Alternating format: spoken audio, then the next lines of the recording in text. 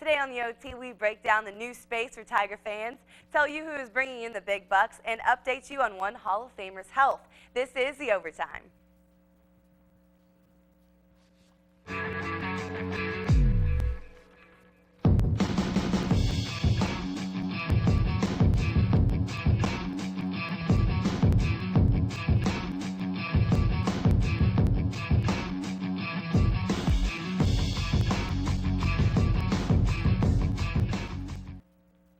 Hello and welcome to the OT, a brand new show for Tiger TV Sports Showtime. I'm Taylor Halsey, and for the next 15 minutes, we will take an in-depth look into the lives of your favorite Tigers and pros. Cam Cameron, LSU's new offensive coordinator, just signed a 3-year contract that will initially pay him $600,000 for the 2013 season. Cameron will earn $1.3 million in his second year and $1.5 million for the third year of his contract.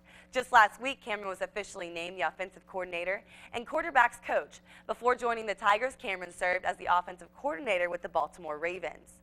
Cameron's contract is still subject to approval by the LSU Board of Supervisors on March 18th. But LSU Baseball continued their red-hot start yesterday, improving to 4-0 on the year. The Tigers defeated Lamar 8-1, aided by a 6-run 8th inning to help seal the game. Pitcher Cody Glenn got the start going 5 innings, giving up only 3 hits and 1 run, and Ray Frimes led the Tigers at the plate going 2 for 3, with Jacoby Jones adding his second home run of the year. The Tigers will take on Southeastern tomorrow night in the box, and Aaron Nola is projected to start. And maybe a little home field advantage could be to thank for opening weekend. Rachel Ridgelitsky takes a look at what makes Alex Box so special. Tradition, devoted fans, and game day atmosphere. 3 things that describe LSU baseball. But since Stadium Journey magazine ranked Alex Box Stadium as one of the top stadium experiences in the country, LSU baseball continues to receive more attention. LSU officials feel the 5-year-old stadium is deserving of its ranking. It's the finest college baseball venue in the country. So, to be honest with you, I'm surprised it's not ranked even higher. Those couple of periodicals that ranked our facility or our experience in the top 100, I think they had it right on, quite frankly. I don't think there's another place in the country like LSU on game day in baseball. Both Oliva and Maneri pointed to one aspect responsible for the stadium's success. What makes it great is our fans. Our fans are so passionate about baseball, and they create such a great environment in there that it's a great place to watch a baseball game. Well, anybody that comes to a game here is never the same after they leave. They've been exposed to something that's special. Several fans from all over the nation come to Baton Rouge to experience the magic of Alex Box Stadium. Several players said that they came here for the same reason. I always came to Alex Box and watched games when I was a little kid, and the crowd was always exciting, and it was always electrifying in here. You appreciate coming out here every day. You're not just coming out to a ballpark.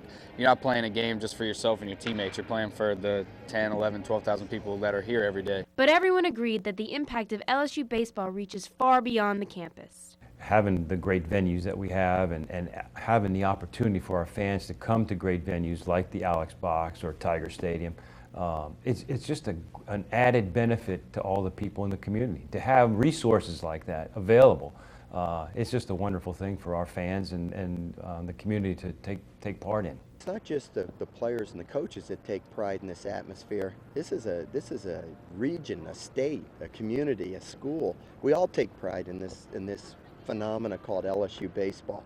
Look around us at this unbelievable facility. And then you put 10, 12,000 people in the stands and play the music and all the other stuff that goes with it. It just adds to the whole atmosphere, the whole excitement. Rachel Richlinsky, Tiger TV Sports.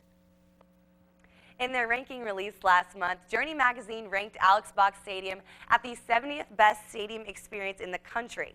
No other LSU stadium made that list.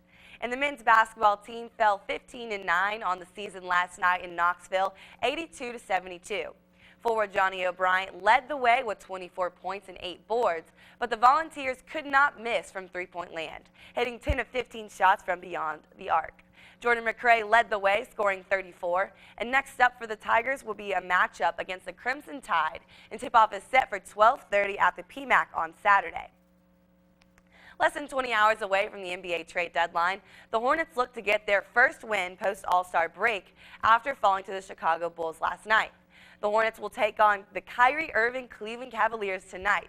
Eric Gordon will not suit up tonight as he continues to rest on back-to-back games.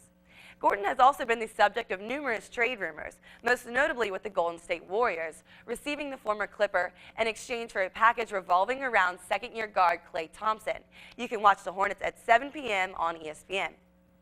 But coming up on the OT, I caught up with one softball freshman who is really leaving her mark on the team, and we will have the battle of the fans right after this quick break.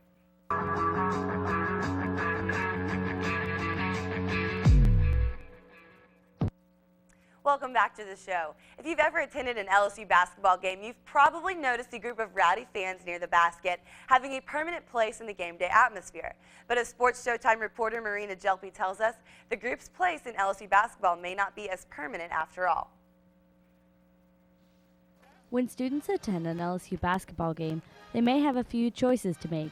Do they sit with the Mike's Maniacs, formerly known as the Maravich Maniacs, or are they sitting with the Maniacs as part of the new Roar Corps? Confused? You're not alone. For years, the LSU basketball student section was directly associated with the Maravich Maniacs, a student organization designed to improve attendance in the PMAC. But as President Jacob McCade explains, the LSU athletic department forced the group to abandon its established identity. We're not allowed to use Maravich Maniacs anymore because of the rebranding they went through.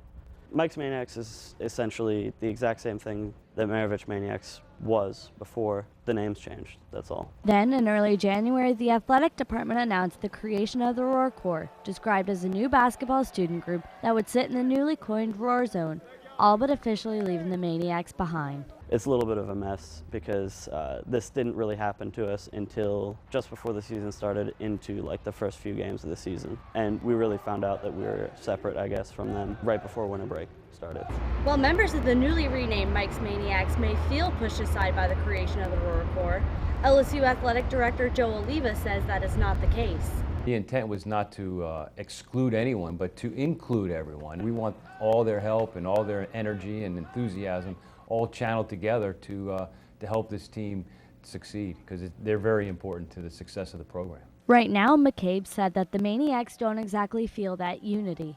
It's strictly pretty much promotional, like giveaways, stuff like that, and that's just what they decided to call the student section. Mike's Maniacs is the actual students that make it up. But the fans just want to move forward. I know it was used to be called Pistol Pete. I know. Yeah, Maravich Maniacs. Goodness, I'm bad at this. And that was actually a student-led group, and now it turned into Roar Corps. Now that we've got a new name, we kind of need to get serious about it. As time goes on, I think it'll all mesh together and we'll all pull for Johnny Jones and the team to win some games. Marina Jelpe, Tiger TV Sports. McCabe said that the Maniacs are currently searching for a new faculty advisor to help get the group back on track. The jump from high school superstar to college athlete doesn't always pan out, but I caught up with one Lady Tiger to see if she is earning her stripes. Freshman Bianca Bell came to LSU listed as the number 13 recruit out of ESPN's top 100 high school picks. However, the transition to college ball wasn't so easy. Like last week I was struggling a lot and I was thinking, oh my gosh, I'm never going to be getting like solid base hits like I usually get. But Bell quickly hit her stride as she now leads the team with a .407 batting average. I put the time in and I worked really hard over like this past week and it showed up this weekend. Freshman starter Bianca Bell hit her very first home run over this fence this past weekend in the Purple and Gold Classic. Not only has she become an offensive threat for the Tigers, but she dominates the infield as well. She's really talented at shortstop, second base, pitchers, a hitter. She can do, a lot of different things for us.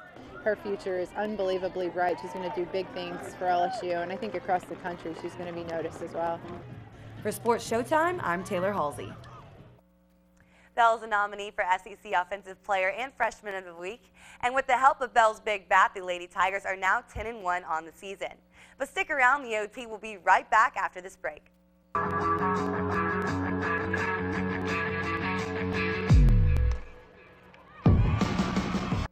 Welcome back to the OT. LSU Football Hall of Famer Billy Cannon was hospitalized Tuesday after suffering a stroke, but his family informed LSU that Cannon is alert and resting. Doctors will conduct tests to determine the extent of the damage, and Cannon remained in the ICU last night, and the family expressed its thanks for the prayers and concerns of friends and fans. The Tiger TV crew also sends its get well wishes. Well, that's all the time we have for today. Thanks for tuning in. And make sure to like us on Facebook and follow us on Twitter for the latest news at ttv_sports. We'll have exclusive web content coming at you at tigertv.tv this whole semester. Thanks for watching the OT with me, Taylor Halsey, and I'll be back every Wednesday, same time, same place.